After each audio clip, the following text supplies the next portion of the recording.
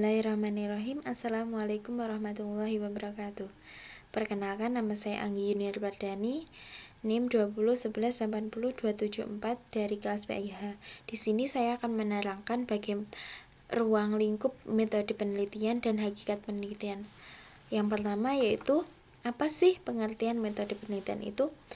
Secara umum, metode penelitian itu adalah suatu kegiatan ilmiah yang terencana, terstruktur, sistematis, dan memiliki tujuan tertentu.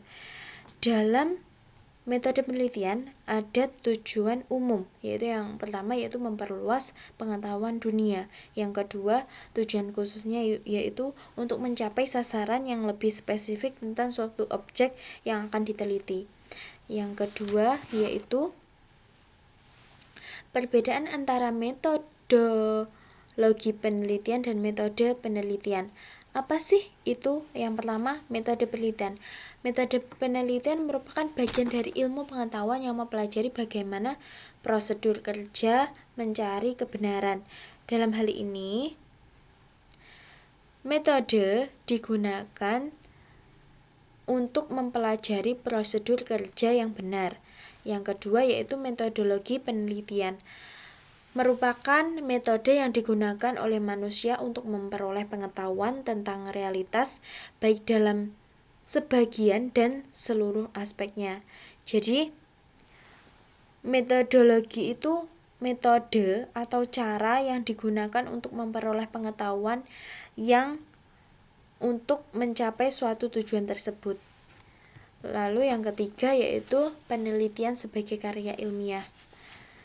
Penelitian sebagai karya ilmiah adalah laporan penelitian adalah karya ilmiah yang berisi tentang paparan, proses, dan hasil penelitian yang dilakukan dalam kegiatan ilmiah.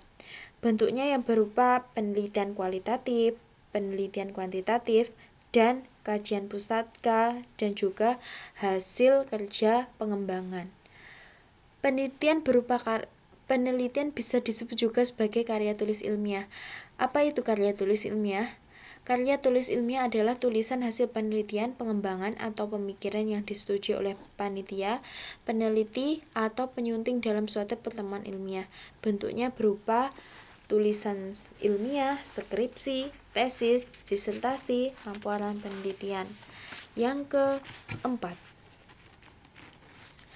keempat adalah penelitian dan peningkatan pendidikan. Jadi, penelitian digunakan sebagai guna untuk mengetahui kelemahan yang ada dalam praktek pendidikan dan juga upaya untuk memperbaiki pendidikan tersebut.